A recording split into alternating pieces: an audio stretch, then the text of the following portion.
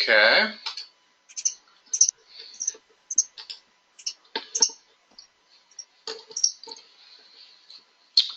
So let's see. If I said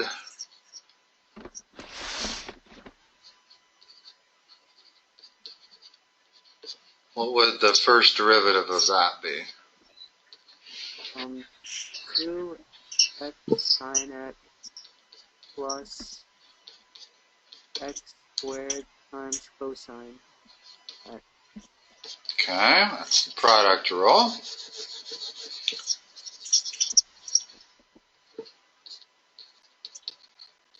What's y prime here?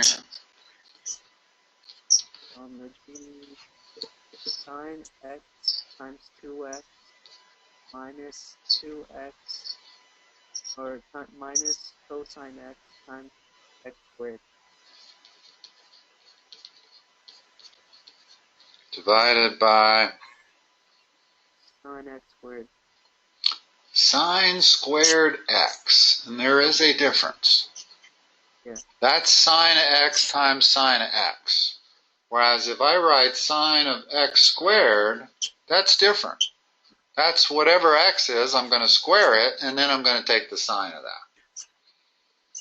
Okay, so don't confuse these. And this will actually be critical in helping you learn the chain rule. You haven't had the chain rule yet? Is that correct? No. Okay. Yeah, we have. That's coming next. Because there's only 4 rules in differentiation. It's the power rule, the product rule, the quotient rule, and the chain rule. And between those 4 rules, you can differentiate anything. And I mean anything. Unlike integration. That won't be true once we go to the reverse. And that's what integration is. It's the reverse of differentiation. And by that, I might as well introduce this to you right now. If I say y equal x cubed, and I want the integral of that, well, the integral of x cubed is x to the 4th over 4. Why? Because the derivative of that is x cubed.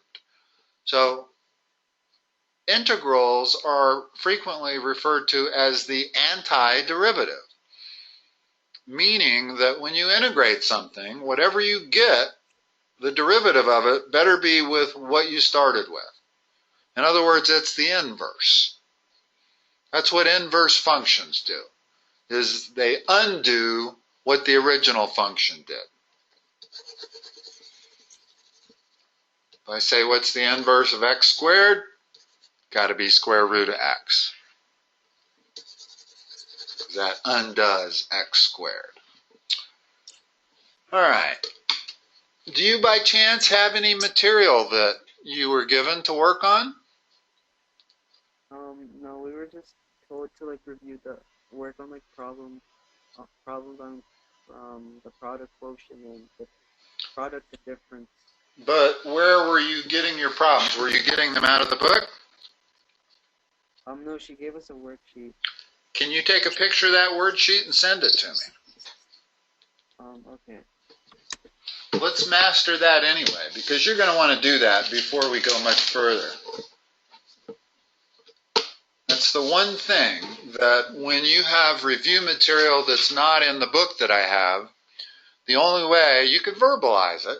In other words, you could sit there and read the problems to me, but some of them are probably going to be pretty complicated. So it might be easier if you send it to my email. Let me write my email. And once you send one picture, then the next time you send anything, it'll make it easier. Because it'll be in your... In other words, next time you type DA, it'll bring up my whole thing and you can just pick it. So don't do what a student of mine did earlier today. He misspelled my name and he tried to send me the picture, and then we figured out that he'd misspelled it, so he spelled it correctly and he sent me the picture, but now every time he types DA, it brings up both emails. And so he still has a problem because he still has to remember how my name is supposed to be spelled. So you don't want to make that mistake. It's actually, maybe in your phone you know how to get rid of one that you've put in there, but I don't know how to do it in mine. So take the picture and attach it as a large sized file, not a small. You'll have two options when you go to attach that file. And if you attach it as a small picture, I won't be able to read it. But if you attach it as a large picture, it should come out crystal clear. I mean, it'll come out, well, that's not a good example. But go ahead. Tell me when you've sent it. Not from the difference and product quotient, or the quotient and product one. It's about the three forms of derivative as limit. I didn't quite hear what you were asking. It's whatever material you'd like to work on today, that's what you should send me. In other words, I don't know where you're at in class, so send me what you want to work on. Okay. It doesn't even have to be what you're working on. In other words, if you've got the product rule and the quotient rule down pat, then let's work on some new stuff. Let's work on the chain rule. Get you a little head start on the chain rule. But if you need any review at all of the product and quotient, or if you have any questions about it at all, we should at least review some. Make sure you can do them all perfectly. I think I'm pretty good with both of them. Okay. Do you have any material that the teacher gave you that you're not sure how to do? No, I'm good with everything we've done so far. Then let's work on the chain rule. Okay. Although I would still like you to, in other words, you're going to want to do this at some point in time. So the sooner we get your phone memorizing how to do it, the better. We don't have to do it now. Let's talk about the chain rule. And let's talk about it hypothetically. If y is equal to u, and I say, well, let's find dy dx. I can't do that. I don't have any x's over here. I could find dy du, and multiply it by du dx. Do you see why that's the same thing? In other words, do you see why that is the same as this? Yeah. You can treat those differentials like fractions. They're not really. And at some point in math, I'm going to come across a problem where you can't treat them like fractions. But until I do, just treat them like fractions. Okay? So, here's the thing. That's the chain rule. In other words, we can take the derivative relative to u, and then as long as we know what u is, if u is a function of x, in other words, let's put in some numbers here. Let's start with this. And then I'm going to say u equals x cubed. Okay? So, if we apply this definition, what is dy dx going to be? Start with dy du. What's that? So the x, or not, would it be dy? What's dy du? Oh, x cubed? No? dy du. U squared? 2u. Oh. Right? Just using the power rule. So that's 2u.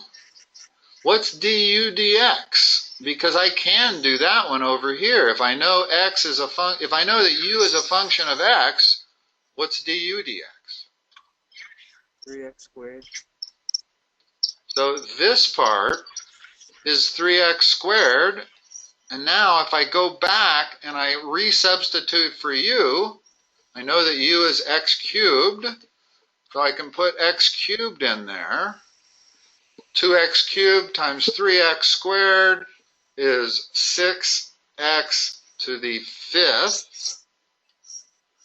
Well, if I started with u squared, which is x cubed, that's x to the 6th instead of u squared. And now if I were to take dy dx, I get 6x to the 5th. Now, I hope I haven't just made it more complicated, but all lessons on the chain rule, you kind of have to go through this. In other words, when we talked about the notation problem, we talked about that being the same as that, being the same as f of x, being the same as dy dx. Well, they're not quite all the same. This is 4 different notations that mean the same thing, but y prime doesn't say dy dx, and nor does, I meant to put a prime there, nor does f prime of x. But at least f prime of x indicates that that's dy dx. It shows you what the variable that you're differentiating is with respect to, whereas this one doesn't say that. Okay? But here's the thing. If y is not a variable of x, but instead a variable of u, then I can't take dy dx. I can only do dy du unless I know that u is a function of x. If I go up here and I say, well, u is equal to a function of x is equal to that, well, now I can apply the chain rule. So how would I differentiate this? How would I get dy dx? 3u squared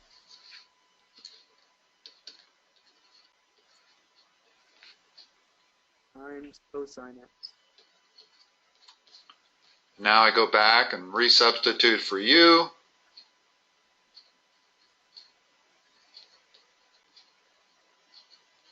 In other words, u is equal to sine x, so in place of u, I'm going to write sine x squared cosine x. And that's what dy dx is. In other words, when you take dy dx, you want a full function of x as your answer. So, how does this come into play? Well,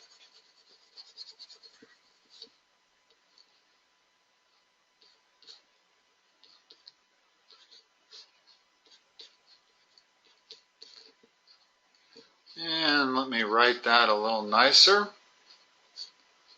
In other words, as I said, whenever you're dealing with radicals, replace them with exponents.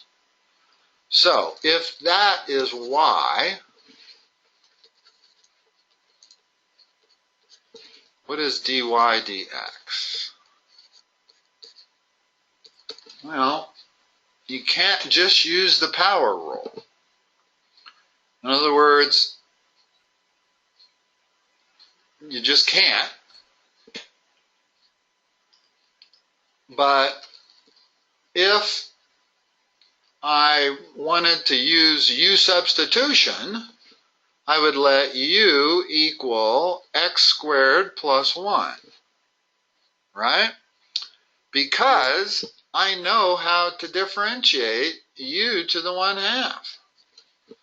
So that's why I let u equal x squared plus 1. Now, I can do this. Dy dx is dy du times du dx. Well, what's dy du? 2x, or 1/2 u to the negative. And what's du dx? Um, 2x.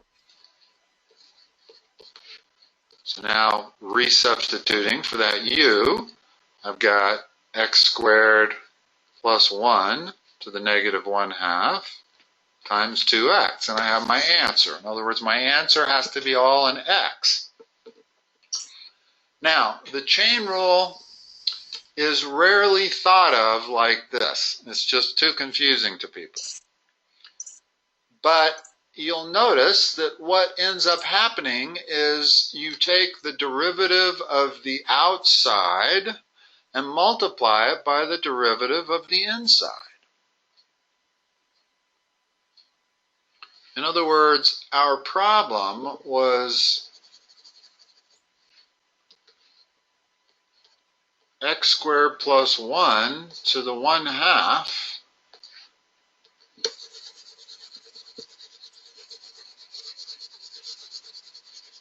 let's not even use u substitution because sometimes you don't need it. In other words, once you've narrowed the chain rule down to thinking about it in terms of the derivative of the outside times the derivative of the inside, you've got it. And you don't have to use this du or dy du times du dx.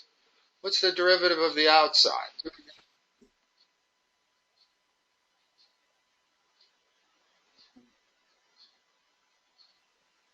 One half.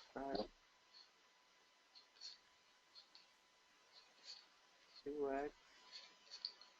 That's the derivative of the outside. Now what's the derivative of the inside? I get what you. I'm sorry, what? Okay, I was lost at first, but now I get it. Okay. What's the derivative of the inside? 2x. Yeah. So I didn't need to use u substitution to come up with the answer. Because all I needed was the derivative of the outside times the derivative of the inside. And that works quite well in a lot of problems. What's the derivative of that? Yeah. Yep. What's the derivative of that? What's the derivative of the outside? 2. Just e to the 2x. That's the derivative of the outside. In other words, e to anything, any exponent, if you take the derivative of it, it's e to that exponent. But there's an inside. So I have to multiply it now by the derivative of the inside, which is 2. and there's your derivative. Okay? With me? I'm going to give you a bunch of simple cases, and you'll see that 90% of the time you can figure out what the inside is.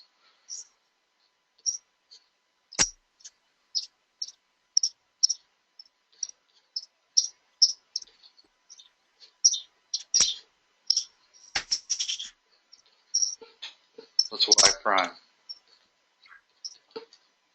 1/3. And parentheses 2x. Not 2x. In other words, never change what's in the parentheses for the derivative of the outside. So that stays x squared minus 1. Now subtract 1 from the exponent, so you get minus 2/3. Now multiply the whole thing by the derivative of the inside. 2x. Okay.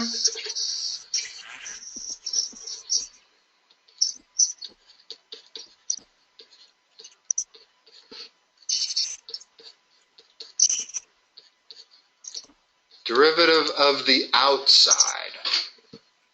This is the inside. What's the derivative of the outside? Cosine. Of 5x times 5, which is the derivative of the inside. If I lose you at any point, stop me. Some of these will get harder, but the trick is figuring out what is the inside. Okay. You've had natural log? Yeah. Well, we haven't done it this year. What's the derivative of natural log? Is it 1? It's 1 over x. Okay. So if I say, what is the derivative of natural log of 3x, what is that going to be? 3 over x. 1 over, it's the reciprocal, 1 over 3x, but we've got to multiply it by the derivative of the inside. So times 3. Which ends up being 1 over x, oddly enough. So again, the only problem was figuring out that that's the inside. So far, every one we've looked at, it's been relatively easy to figure out the inside.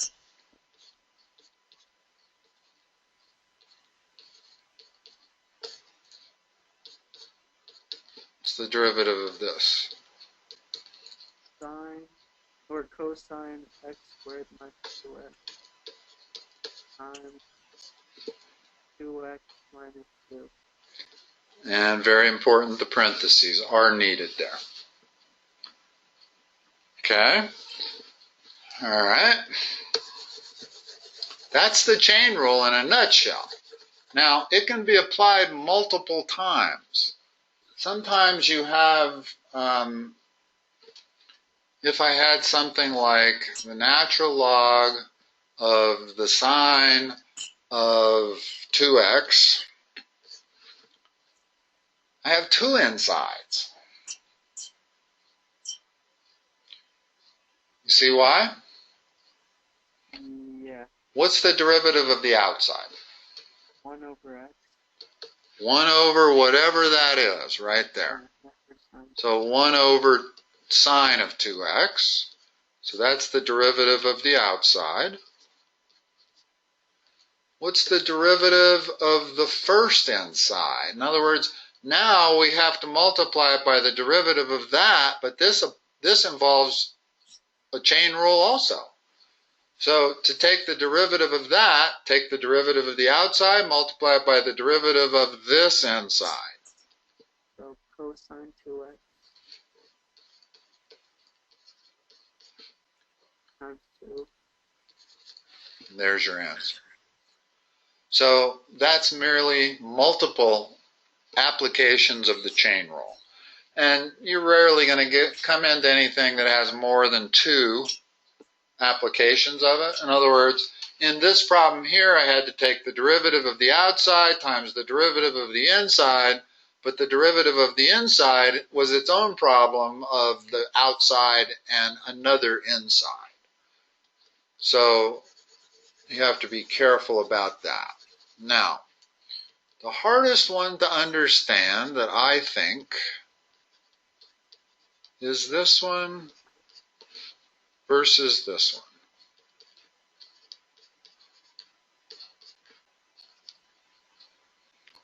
What is the inside in the first one? X. No.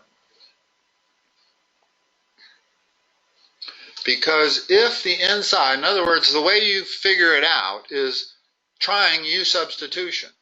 If I let U equal X, which is what you just said, that the inside is X, well, now I have to solve the problem Y equals sine squared of U. Well, that's no easier. I can't differentiate that. But what if I let the inside be equal to sine X? Now I'm going to be, I got Y equal U squared. Well, I know how to differentiate that. So what would Y prime be? 2u. Times? Cosine squared. Just cosine X. Oh. In other words, the derivative of the outside was 2u because all I'm doing is applying the power rule, which means 2 times sine x. So that was the derivative of the outside. And then the derivative of the inside, if you know the inside is sine x, well then that's the inside.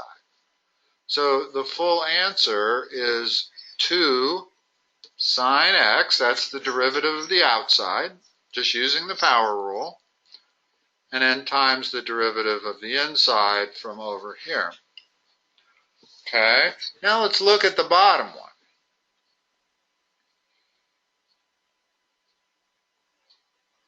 Now notice that if I let u equal sine x, it doesn't make any sense. But if I let u equal x squared, now y would be equal to the sine of u. Again, I know how to differentiate that. So let's let the inside here be x squared. So what is y prime going to be? 2x. What's the integral of that? What's the integral of the outside? Cosine of u, which in this case is x squared. And then what's the derivative of the inside? What's du dx equal to? 2x. Right. So I'm going to multiply this by 2x. Okay? And there is the way that I go about determining what the outside and what the inside is. Because 95% of the time it's clear what the outside is and what the inside is. But occasionally it's not so clear. And when it's not so clear, the best way to do it is to figure out what you would let u equal to. And if you've chosen correctly, you'll be able to do the derivative of the outside. If you've chosen incorrectly, you won't be able to do this derivative.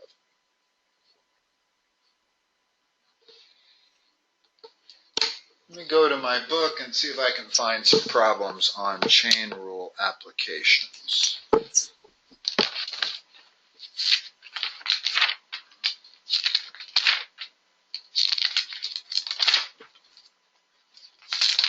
Must come before implicit differentiation.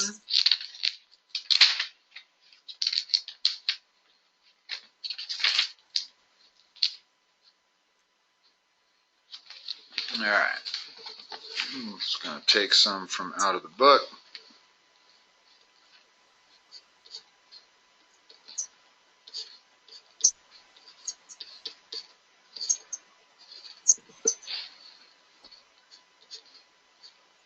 It's y prime.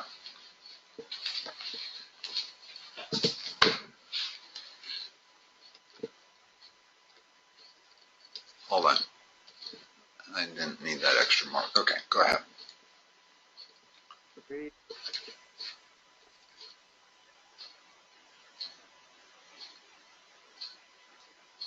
Apply just the power rule to the outside. Okay, in parentheses x squared plus 1.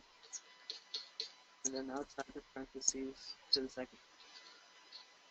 Now what?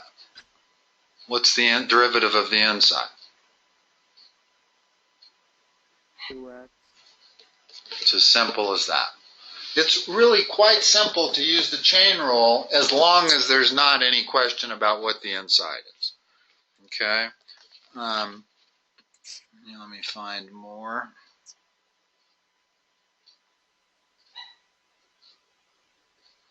I think this is going to be too easy for you, but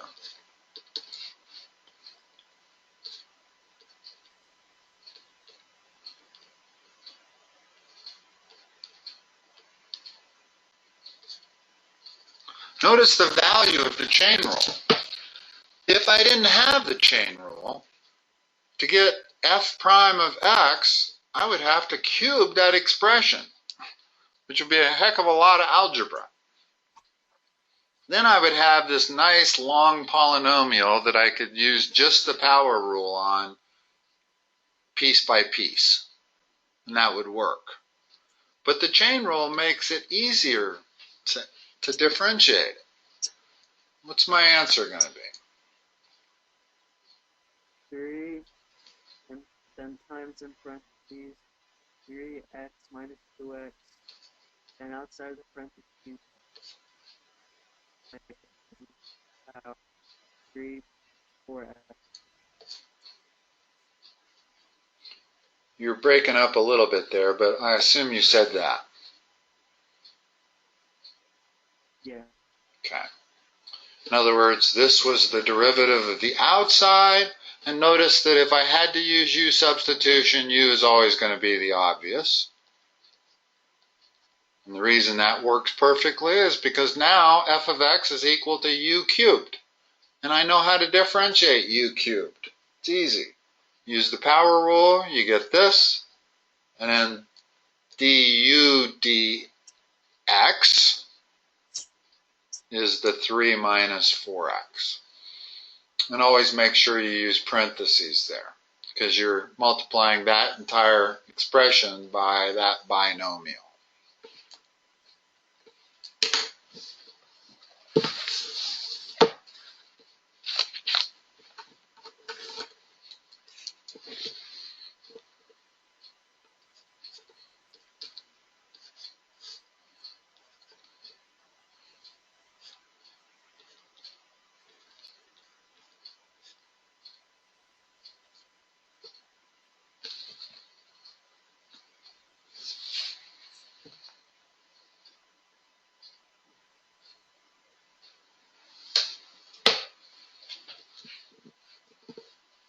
If I'm looking for dy dx, and I really should say dy dx instead of y prime.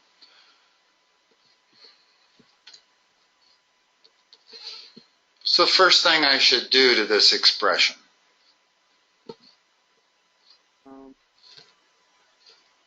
Take it into the... Get rid of the radical sign. So when you get rid of the radical sign, what are you left with? X squared.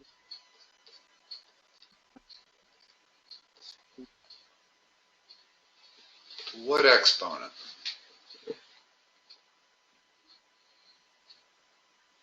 Would you just subtract the... No, that's always the denominator, that's always the numerator. Oh, okay, so 2/3. 2/3, exactly. In other words, that's what 2/3 means, is you're taking the cube root of it, and then you're going to square it. Or you're going to square it first and then take the cube root. Doesn't matter the order. Okay, so now that we've gotten rid of the radical sign and we have an exponent, what's dy dx?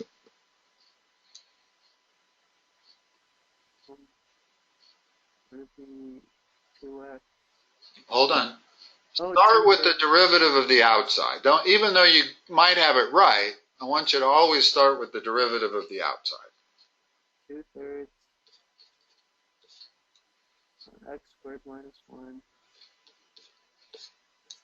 negative 1/3 times 2x. There you go. I think you got the chain rule down. See if I can find some harder ones.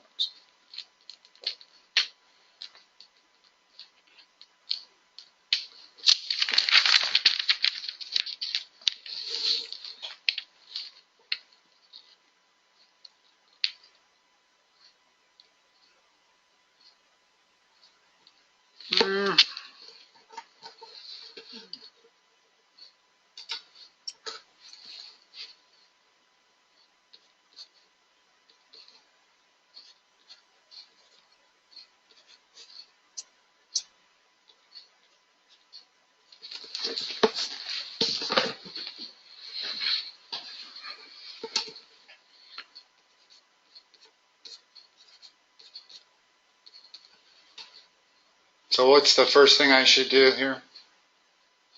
Make it 1 minus x squared in parentheses to the 1 power.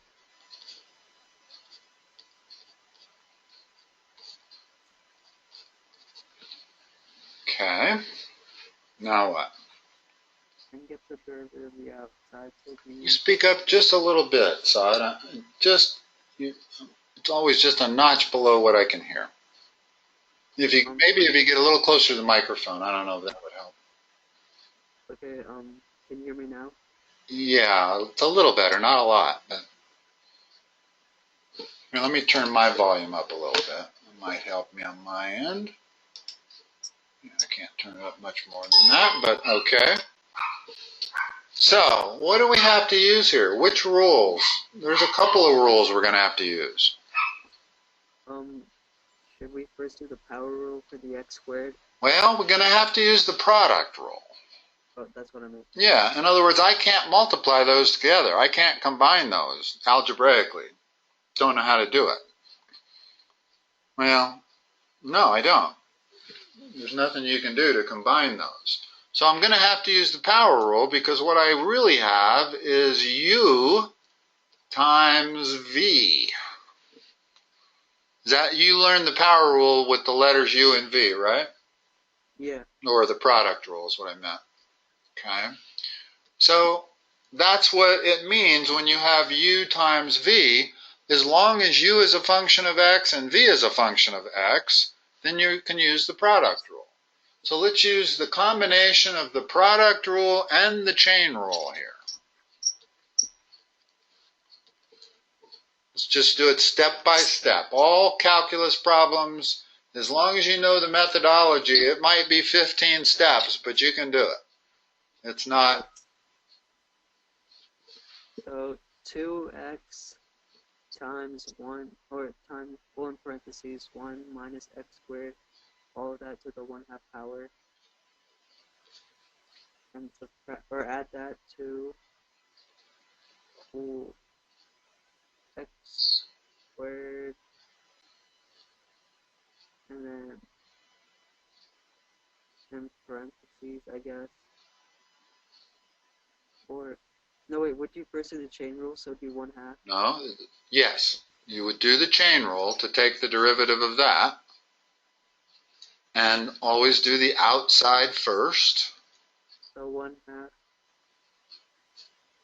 times 1 minus x squared, the negative 1/2 power, and then It's the derivative of the inside. negative 2x.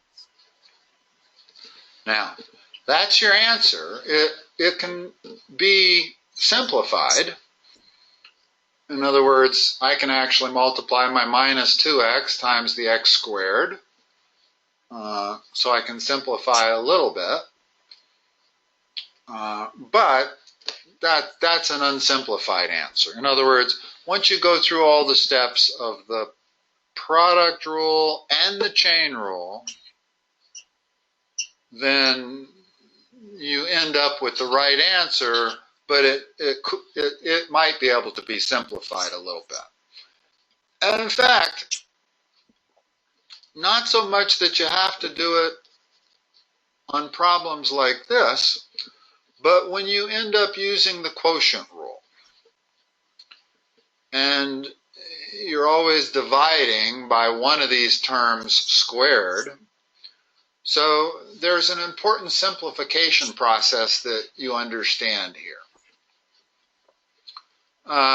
First of all, this plus sign and this minus sign, let's just turn it to a minus sign. We can do that, because all of that's being multiplied together.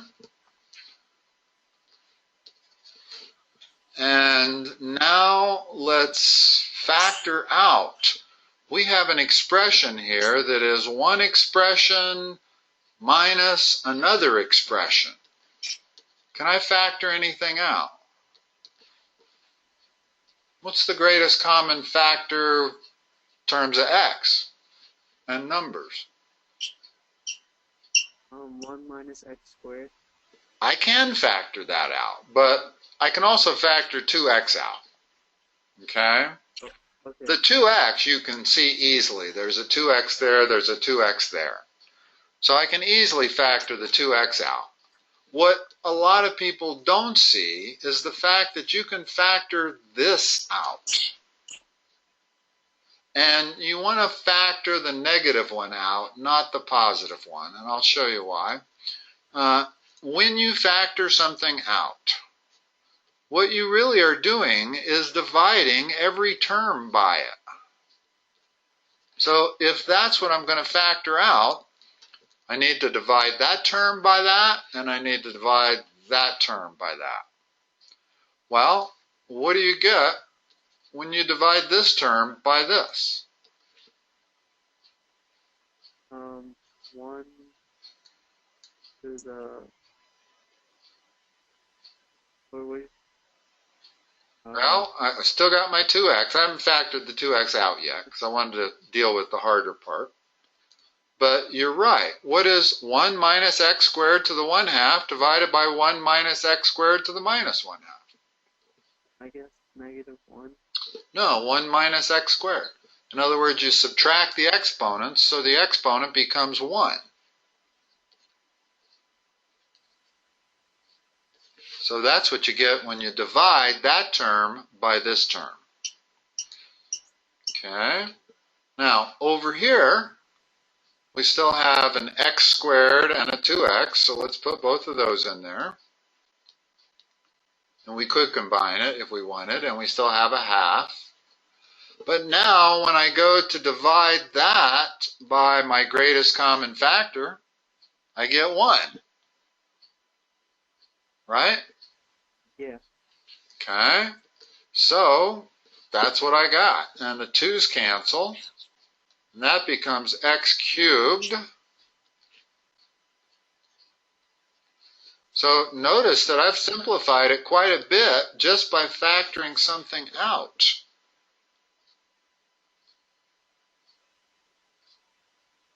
Hold on, I didn't do that right.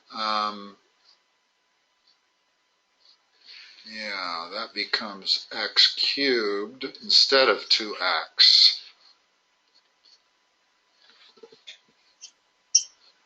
Now I see what I did. This 2x was from this 2x up here, and then we have a minus, and this becomes x cubed. Just. So that's our answer. And that might not seem any simpler. In other words, it might not look like we did a whole lot. And incidentally, I could factor out another x. Right? In other words, I can factor out that x there, get rid of that x, and reduce that to a squared. So there's my final answer in factored form. It's the product of 3 things. It's x times that times that. So this business of factoring out an expression that has a negative exponent, learn how to do that, because you will have problems involving the quotient rule where you will need to do that. You will need to simplify it, because when you end up with the quotient rule, I mean, let's just say I gave you a problem like this.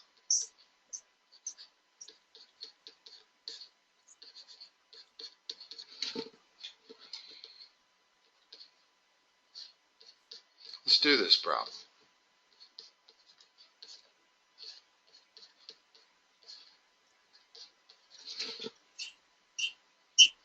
Use the quotient rule.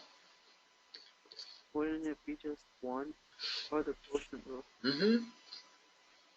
You're right. The derivative of the inside is 1, so we're not going to have to use the chain rule. Make that an x squared and wouldn't be true. We would have to use the chain rule. But I'm going to make it real simple just to show you how you simplify these.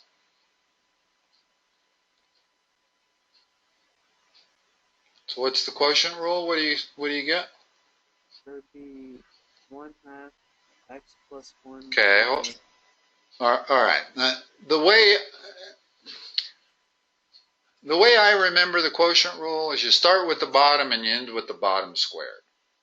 You might remember it a little different. And if you remember it different, then this first term you write can be the bottom times the derivative of the top, or it can be the derivative of the top times the bottom.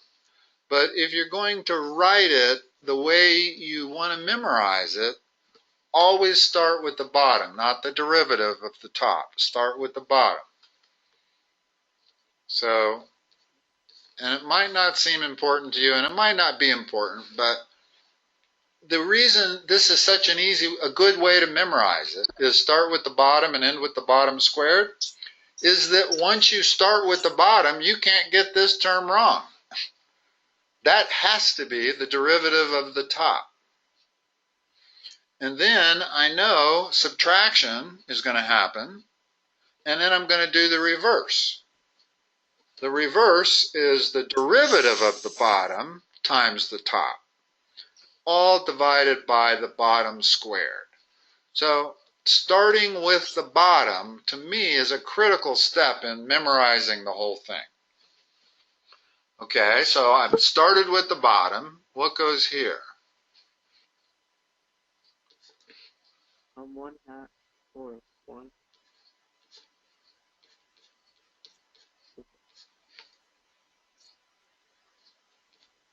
Right? In other words, what I've got is the bottom times the derivative of the top so far. You with me?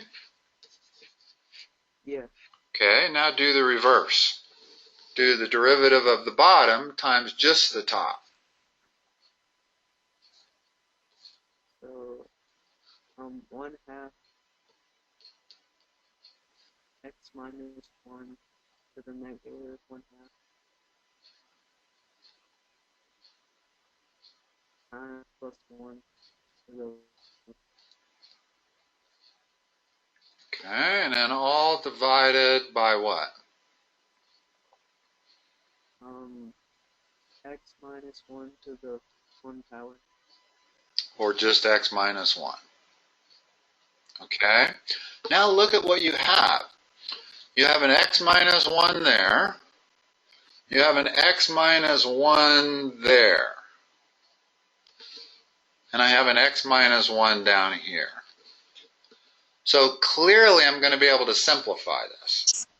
Not only that, I'm going to be able to factor out an x plus 1 because I got an x plus 1 there and I got an x plus 1 over there.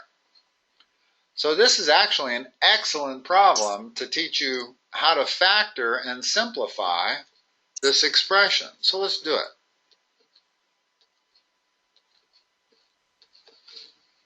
So the first thing let's do is handle our x minus 1s. Factor an x minus 1. Well, in fact, tell me what the greatest common factor, the first greatest common factor I want to do. Let me make a little more room here. Okay, so working just with the numerator and working just with the greatest common factor x minus 1 to some power, what am I going to factor out?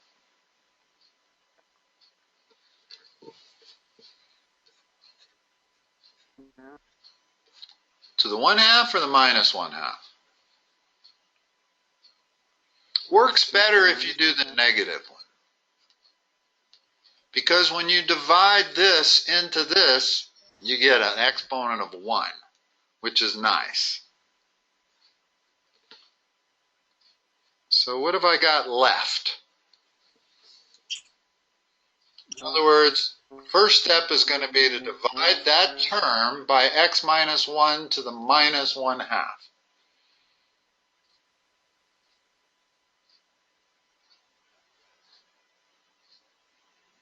It's complicated algebra, no question about it, but unfortunately the quotient rule is going to require you to do this complicated algebra.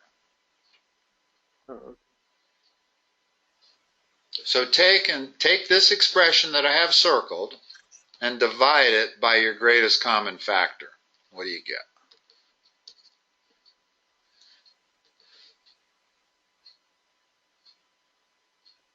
I'm kind of lost.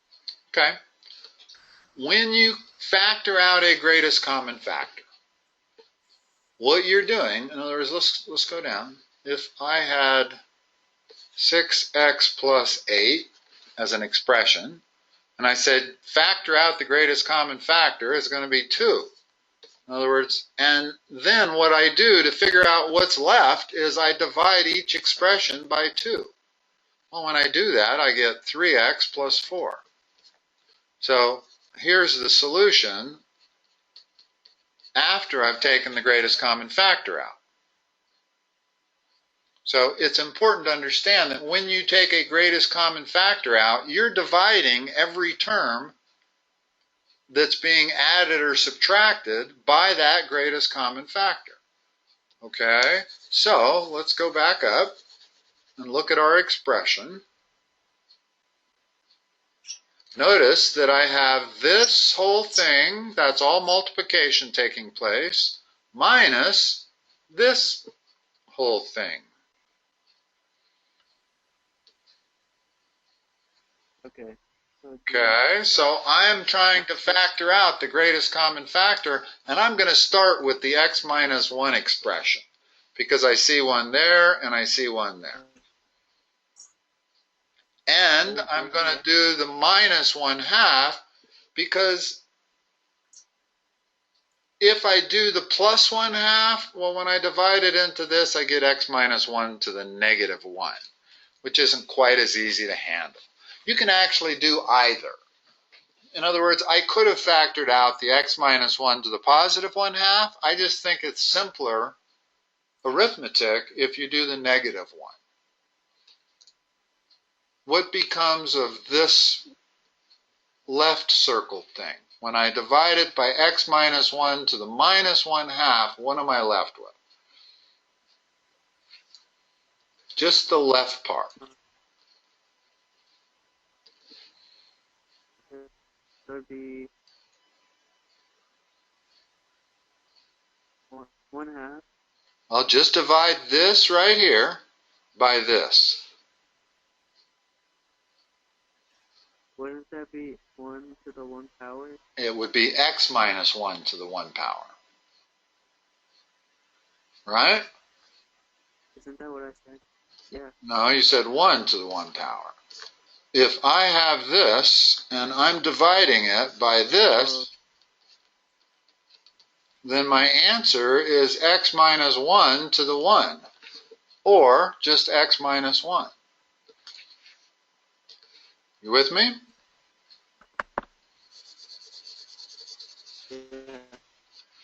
Okay, your audio is getting a little choppy. So this is going to be x minus 1. Still have all of this, so let's write all of that. Can you still hear me okay, Saad? Saad? Yeah. Okay. Okay, now we have to take this expression and divide it by this. What do you get? You'll get 1/2.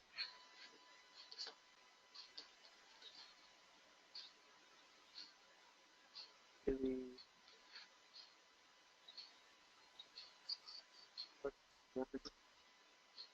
the 1 power. That actually becomes 1.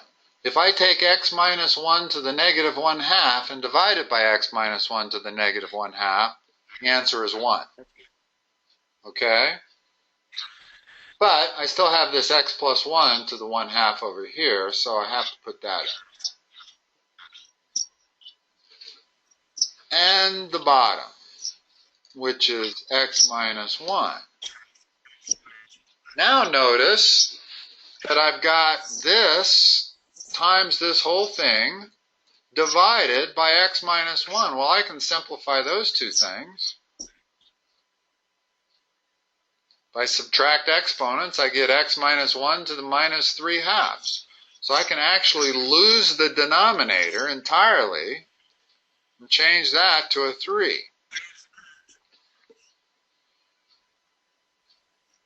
And of course, the negative puts it back in the denominator.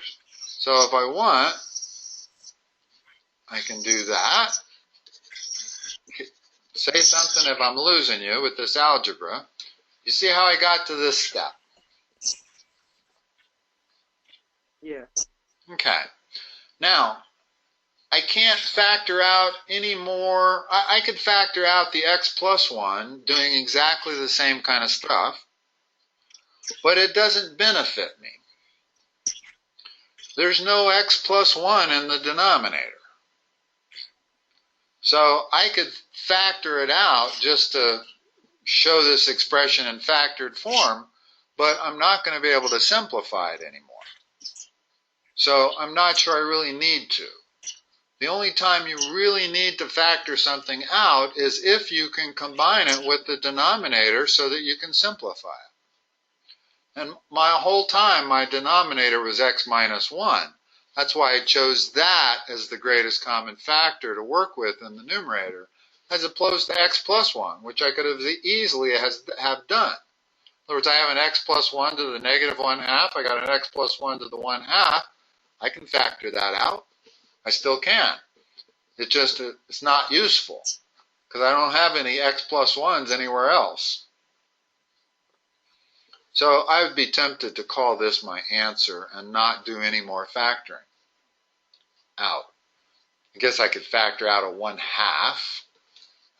It might be worth taking this 1/2 out, putting that in the bottom as a 2. Now I don't need this parentheses anymore, and I don't need the bracket anymore. So now my answer is getting more and more simple. And that's the way you do those. And there was no chain rule on that. You might actually run into that on problems with the quotient rule. In fact, I had a student the other day that was working quotient rule only. And notice how hard this problem got, starting with a really easy square root of x plus 1 over square root of x minus 1. But it blew up into a giant algebra problem. And that frequently happens. That is kind of the key with the quotient rule, is you better be able to do college algebra, because it's beyond most algebra you learned in high school. When you start factoring out binomials that have negative exponents. Most people have not done it prior to calculus. But that's the way to do it. All right. Your mom wants me to give you some homework. Now, Okay. You're taking a class, are you not? Yeah. Or are you just preparing? So I'm not sure it's as important to give you homework as it is for your sister, merely because you probably have a teacher that gives you homework every night and you have to do it. So I'm not used to giving out homework, but your mother requested it, so I'm going to go with her request. And what I'm going to do is find some questions that involve quotient rule and product rule and chain rule. I'll take a picture of it and I will send it to your email address. Okay. And look at it over the next week. And if there's anything in there that you can't do, and practice is the best way to learn something. In other words, you've learned something entirely new today, the chain rule. And if you really want to get it down well, you should immediately do some problems. And the sooner the better. If you wait 4 or 5 days to do these problems, you may not remember exactly how to figure out where the inside is. So the best way to learn something is to be taught it and then to practice it. Do you play any sports, Saad? No. In the winter and spring I do. Okay. I've played golf and tennis my whole life, and I've taken lessons. And every time I have a lesson, the most effective thing to do is to go out and practice hitting afterwards, to put into effect immediately everything you learned in the lesson. And math is no different. If you want to really learn the stuff that we've done today, the best thing you could do is practice it probably as quickly as you can. So I will try to get this email to you within a few minutes. And I'll let you take it from there. And then I will just be in touch with you at 6 o'clock next Friday. And if there's any problems that you can't do, be sure and bring them to the session next Friday. Okay. Okay? All right, so have a good week, and I'll talk to you next Friday. Okay. Bye-bye. See you.